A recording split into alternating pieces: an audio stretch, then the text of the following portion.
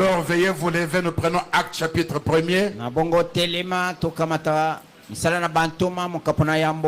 Je crois que toute écriture est inspirée de Dieu. Elle est utile pour.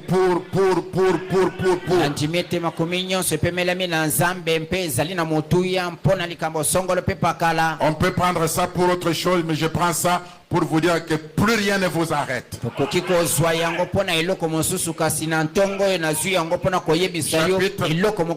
Chapitre 1er, verset 9 jusqu'au verset 12, nous lisons au nom du Seigneur Jésus.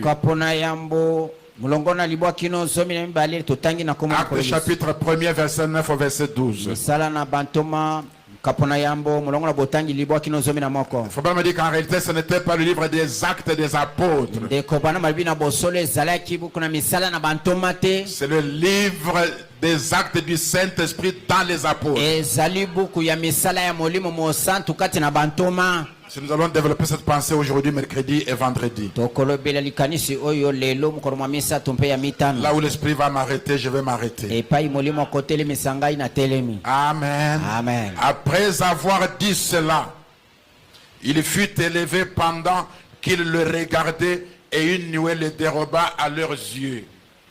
Comme ils avaient les regards fixés vers le ciel pendant qu'ils s'en allaient, voici deux hommes vêtus de blanc leur apparurent et dirent: Hommes galiléens, voilà la question qui m'inspire.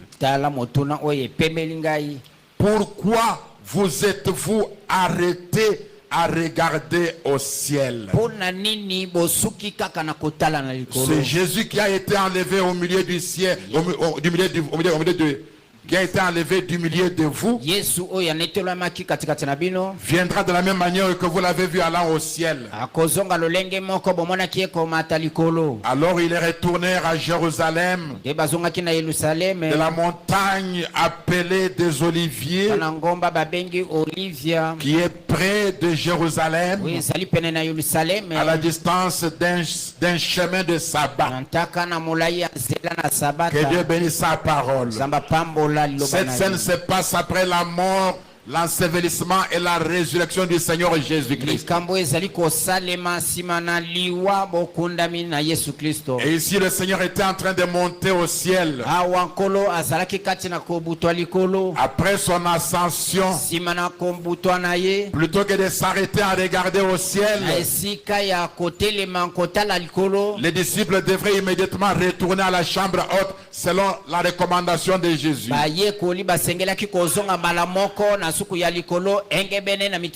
Pour recevoir la promesse du Père. Pour recevoir ce que le Père avait promis. Qu'est-ce que le Père avait promis? Le Saint-Esprit, une puissance survenant sur eux. Alors quand Jésus montait, et la nuée l'a dérobé, et les disciples sont restés en train de regarder la nuée, peut-être en discuter là-dessus. Non, c'est une grosse tête. Non, c'est spirituel. Non, c'est physique. Ils étaient en train de discuter sur la nuée. Ils avaient oublié qu'on leur avait recommandé de ne pas s'éloigner de Jérusalem.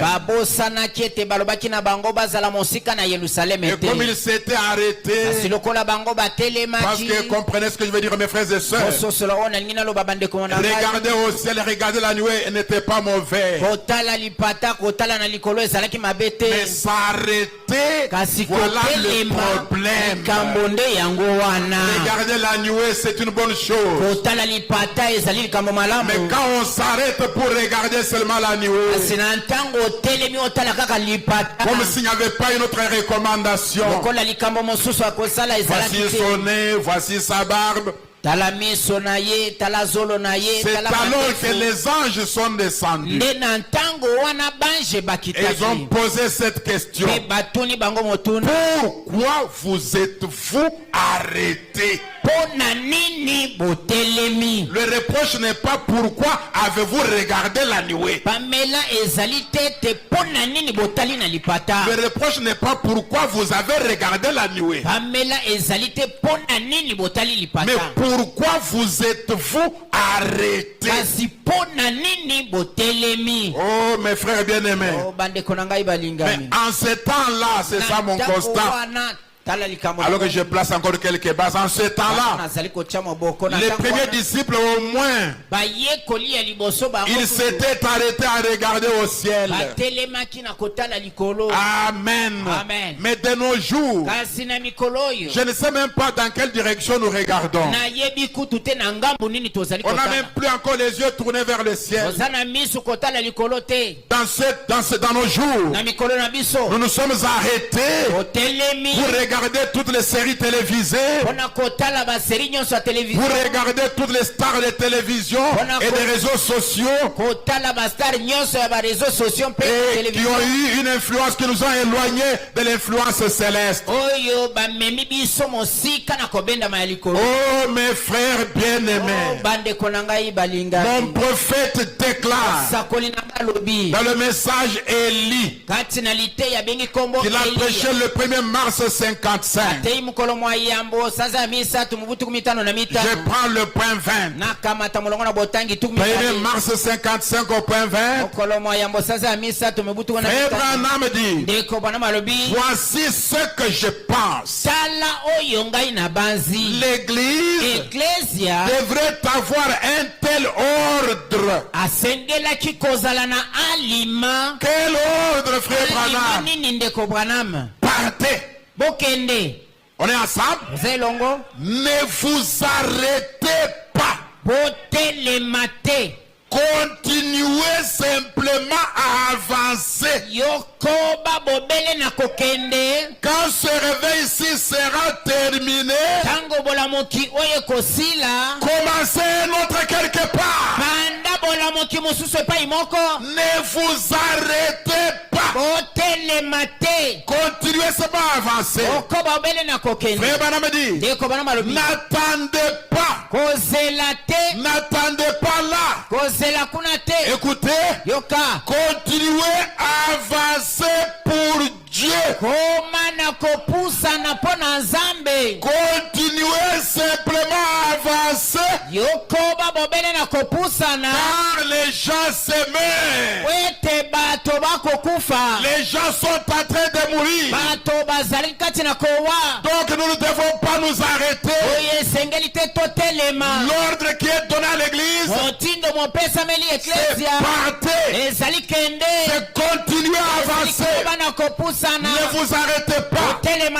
Frère Branham dit: chaque jour quelque part, peut-être plus de 100 000 personnes meurent chaque jour dans le monde.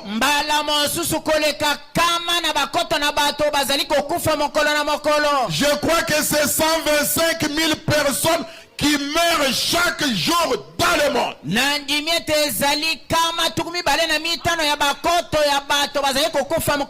Et environ 100 000 personnes,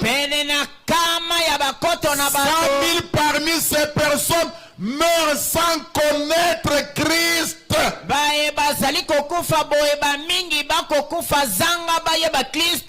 Branham dit: nous n'avons pas de temps à perdre. Nous n'avons pas le temps à nous arrêter. Nous n'avons pas le temps à perdre. Écoutez, nous devons partir et ne pas nous arrêter du tout. Dites encore avec moi que plus rien ne m'arrête. Amen. Au point 21, frère Branham dit: pas se réveil ici. Vous passez de bons moments et vous voyez des hommes être sauvés. Écoutez, continuez simplement à avancer. Ne vous arrêtez pas du tout. tout. Oh, Dieu ne veut pas que son peuple puisse s'arrêter. Frère Branham dit, et les prédicateurs, s'ils sont ici ce matin, s'il y a quelqu'un qui sait qu'il est prédicateur, et les prédicateurs, n'attendez pas qu'Oral Roberts vienne, ou William Branham, ou quelqu'un d'autre. Qu'est-ce que vous devez faire? Pratiquer la guérison divine dans votre église. Avec ou sans Oral Roberts. Avec ou sans William Branham. Avec ou sans le pasteur Gédéon. Pratiquer la guérison divine dans votre église. Frère Branham dit, allons de l'avant. Les gens meurent. Les gens se meurent. Oh, frère Branham dit, amenons les gens à l'homme de Dieu qui est Christ. Amen. Un jeune prédicateur me posait une question. Pasteur Gédéon, dans les campagnes d'évangélisation, quand est-ce qu'on peut prêcher Jésus et quand est-ce qu'on peut prêcher Frère Branham? Dans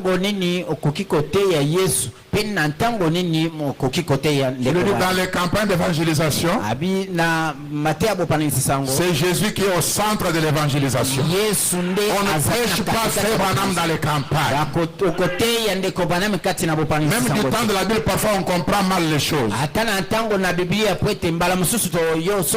on dit qu'on prêchait Moïse, la Bible explique clairement que c'est parce qu'on le lisait. Et on ne prêchait pas Moïse à sa personne. Non, mes frères.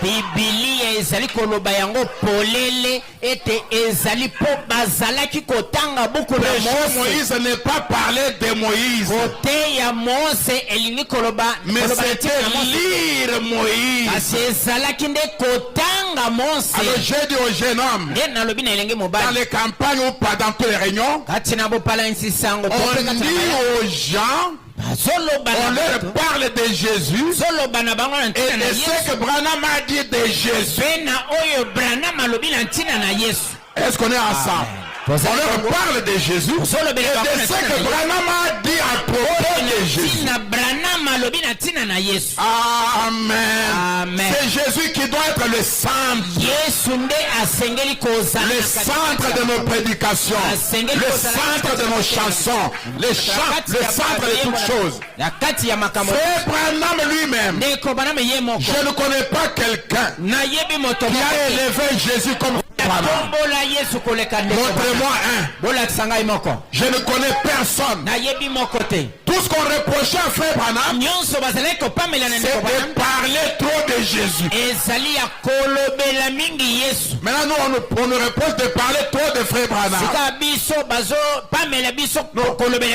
Branham a élevé Jésus. Branham dit, peu importe la simplicité de votre prédication, si Christ y est, il attirera les gens. Parce que Jésus avait dit lui-même, quand je serai élevé, j'attirerai les gens vers moi. Amen. Oui, mes frères et sœurs. Maintenant, on doit s'excuser. Quel état dans lequel nous sommes. Je